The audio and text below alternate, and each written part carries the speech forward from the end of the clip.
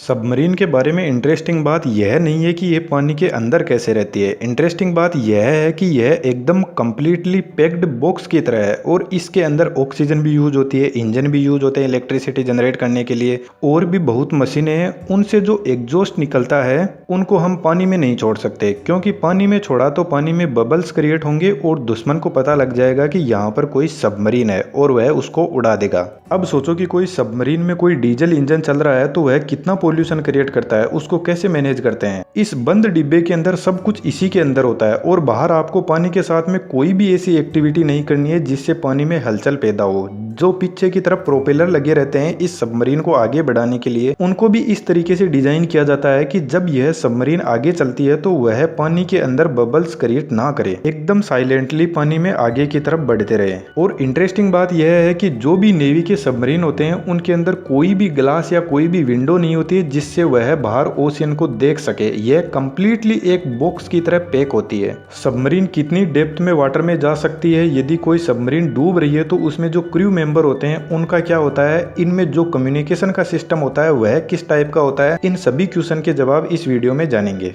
इस सबमरीन के बारे में एक एक फैक्ट्स लेते हैं और उनको सोल्व करते हैं और आगे बढ़ते हैं। सबसे फर्स्ट फैक्ट है सबमरीन पानी के अंदर कैसे जाता है। सबमरीन से बाहरी ओशियन के अंदर बड़े बड़े शिप होते हैं, वह तो नहीं डूबते, वह तो कितना सारा वजन लेकर सरफेस पर आराम से चलते हैं। तो फिर यह सबमरीन कैसे पानी के अंदर डूब कर जाता है, पहले इसे आसान भाषा में समझते हैं। इस सबमरीन के अंदर 3 टैंक होते हैं, एक बीच में और एक फ्रंट और एक रियर साइड में। जब पानी में इस सबमरीन को नीचे जाना होता है तो यह जो बीच का टैंक होता है इसके अंदर पानी भर दिया जाता है, तो सबमरीन की डेंसिटी वाटर की डेंसिटी से ज्यादा हो जाएगी और सबमरीन आसानी से पानी के अंदर चली जाएगी। और जो आगे पीछे के टैंक है वह सबमरीन को बैलेंस करने के लिए काम में आते हैं। जैसे सबमरीन को पानी के नीचे की तरफ जाना है तो आगे वाले टैंक में पानी भर देंगे और पीछे वाले में खाली कर देंगे, तो यह इसका मुंह नीचे की तरफ हो जाएगा और नीचे की तरफ बढ़ती रहेगी। और जब सबमरीन को सरफेस पर आना होता है तो जो बीच का टैंक है इसके पानी को निकाल दिया जाता है और इसके अंदर कंप्रेस्ड एयर भर दी जाती है, जिससे सबमरीन हल्की हो जाती है और ऊपर की तरफ आ जाती है। यह जो 3 टैंक है इनके नाम आप यहाँ पर देख सकते हो। टेक्निकल लैंग्वेज में जो बीच का टैंक है उसको बालास्ट टैंक बोलते हैं और आगे पीछे के टैंक को रियर ट्रिम और फॉरवर्ड ट्रिम टैंक बोलते हैं। आगे फैक्ट नंबर 2 पर चलते हैं, जो बहुत ही इंटरेस्टिंग है कि सबमरीन कितनी गहराई में पानी में जा सकती है।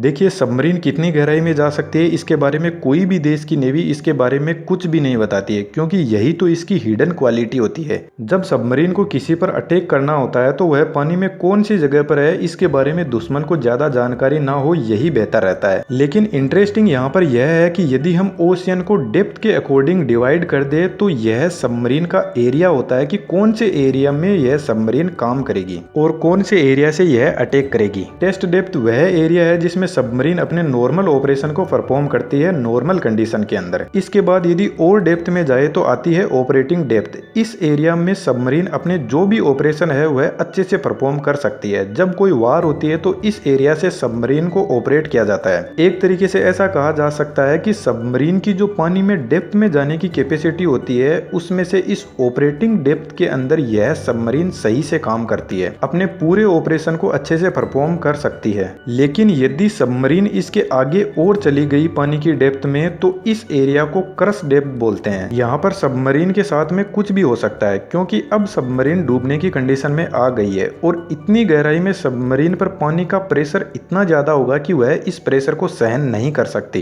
क्योंकि पूरा का पूरा ओशियन इस सबमरीन को प्रेशराइज कर रहा है पानी से। फैक्ट नंबर 3 की भी हम इसी पॉइंट में जान लेते हैं कि इस डेप्थ के अंदर सबमरीन और सबमरीन के अंदर जो क्रू मेंबर की टीम है उसके साथ में क्या होगा। जब यह सबमरीन बहुत गहराई में चली जाएगी यानी क्रश डेप्थ में, तो पानी का प्रेशर इस सबमरीन को उस तरीके से टुकड़ों में तोड़ देगा जिस तरीके से हम किसी गुब्बारे को पकड़कर फोड़ देते हैं। जब सबमरीन अपनी बाउंड्री को क्रॉस करके चली जाती है नीचे की तरफ तो इसमें काम करने वाली जो क्रू मेंबर की टीम है वह भी इस प्रेशर को सहन नहीं कर पाएगी और उनके लंग्स और हार्ट फेल हो जाएंगे और इस प्रेशर की वजह से इस सबमरीन में एक जबरदस्त धमाका होगा और इसके इतने टुकड़े हो जाएंगे कि यदि इसको कोई ढूंढने भी आएगा तो उसको कुछ भी नहीं मिलेगा। तो इस तरीके से जो सबमरीन होती है इसके एरिया में रहकर ही वह अपना काम करती है और वह एक्चुअल में कितनी डेप्थ पर जा सकती है इसके बारे में कोई कंफर्म डेटा किसी के पास में नहीं होता, सिर्फ नेवी के पास में होता है। अब बात करते हैं फैक्ट नंबर 4 की। इस फैक्ट में हम यह जानेंगे कि जब यह पूरी तरीके से एक बॉक्स की तरह पैक है तो इसमें इंजन कैसे काम करता है। देखिए आज के टाइम में दो तरीके की सबमरीन है। एक सबमरीन वह है जिसमें डीजल इंजन यूज होता है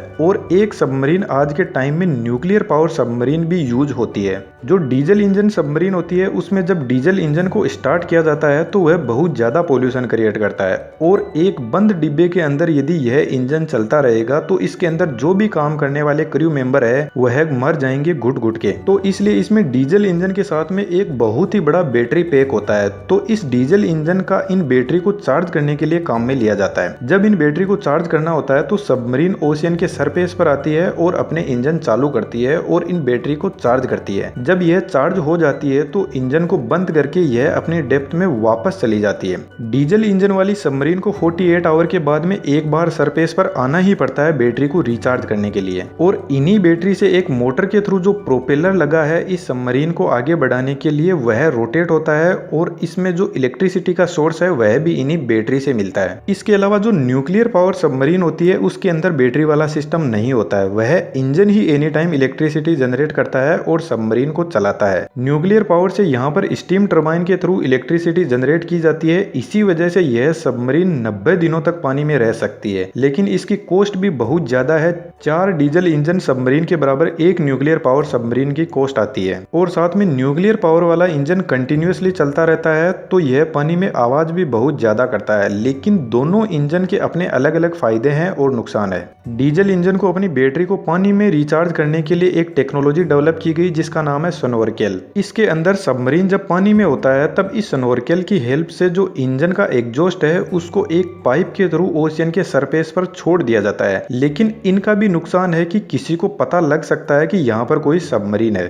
सबमरीन के अंदर ओशियन का जो पानी है उसी को डिस्टिलेशन की प्रोसेस से पीने लायक बनाया जाता है और ओशियन के पानी से ही ऑक्सीजन निकालकर यहाँ पर काम में ली जाती है क्रू मेंबर्स के सर्वाइवल के लिए। बाकी टाइम टू टाइम सबमरीन को अपनी ऑक्सीजन को मेंटेन करने के लिए बैटरी को रिचार्ज करने के लिए सरफेस पर आना ही पड़ता है और पानी में यह सिक्योरिटी पर्पज से इन सब को नहीं छोड़ सकते। फैक्ट नंबर 5, सबमरीन का कम्युनिकेशन सिस्टम कैसे काम करता है। देखिए जो जीपीएस सिस्टम होता है वह पानी में काम नहीं करता है, इसलिए सबमरीन में sonar, sound and navigation and ranging system use होता है। यह डिवाइस पानी में साउंड वेव को छोड़ता है और जब कोई दूसरा शिप या सबमरीन इसके एरिया में आता है तो यह साउंड वेव सामने वाली डिवाइस से टकराकर वापस इसी के पास में आ जाती है। उसी से यह डिटेक्ट करता है कि यहाँ पर कोई डिवाइस है। लेकिन जब सबमरीन को सरफेस पर कांटेक्ट करना है तो यह सबसे बड़ी प्रॉब्लम है, क्योंकि रेडियो वेव पानी के अंदर काम नहीं करती है तो जीपीएस काम नहीं करेगा। और आज भी जब सबमरीन पानी की गहराई में होती है तो अर्थ से कांटेक्ट करने के लिए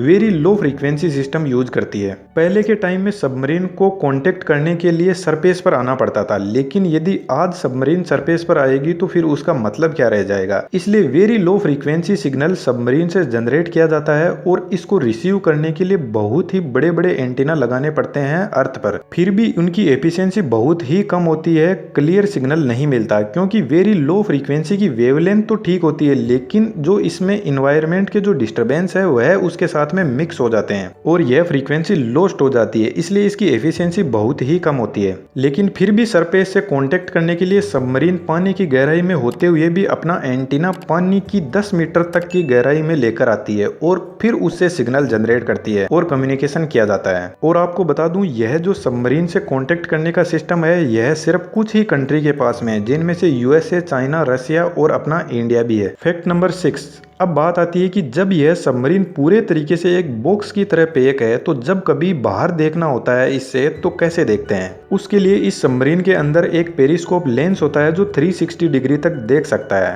और आजकल यह लेटेस्ट टेक्नोलॉजी की वजह से नाइट में भी अच्छे से देख सकता है, ऑब्जेक्ट को बड़ा करके देख सकता है। तो बेसिकली पेरिस्कोप लेंस ही है जो सबमरीन के बाहर देख सकता है और यह लेंस सबमरीन के ऊपर लगा रहता है। सबमरीन का जो भी कम्युनिकेशन सिस्टम होता है यह सबमरीन के ऊपर ही होता है। फैक्ट नंबर 7, अब यहाँ पर कैसे पता चलेगा कि इस सबमरीन को पानी में जाना कहाँ पर है, कहाँ पर इसको रुकना है, क्योंकि बाहर तो इसमें देखने के लिए कुछ है ही नहीं। देखिए ओशियन में भी नेविगेशन सिस्टम होता है। जब यह सबमरीन सरफेस के पास में होती है तो अपने एंटीना को यूज करके सैटेलाइट के थ्रू अपनी पोजीशन को पता करती है। लेकिन जैसा कि मैंने कहा कि पानी में जीपीएस काम नहीं करता, तो यहाँ पर ओशियन का जो नेविगेशन सिस्टम होता है जो पानी के अंदर काम करता है उसका नाम है आईजीएस यानी इनर्शियल गाइडेंस सिस्टम। यह बहुत ही एक्यूरेट होता है और इस सिस्टम के अंदर बहुत सारे सेंसर होते हैं, जैसे एक्सेलेरोमीटर होता है, जायरोस्कोप होता है। इन सेंसर की हेल्प से जो कंप्यूटर होता है वह कैलकुलेशन करता है और हमें डिजिटल फॉर्म में रिप्रेजेंट करता है कि हमारी एक्चुअल में पोजीशन कहाँ है, हम किस साइड में जा रहे हैं, आगे चल रहे हैं या पीछे चल रहे हैं,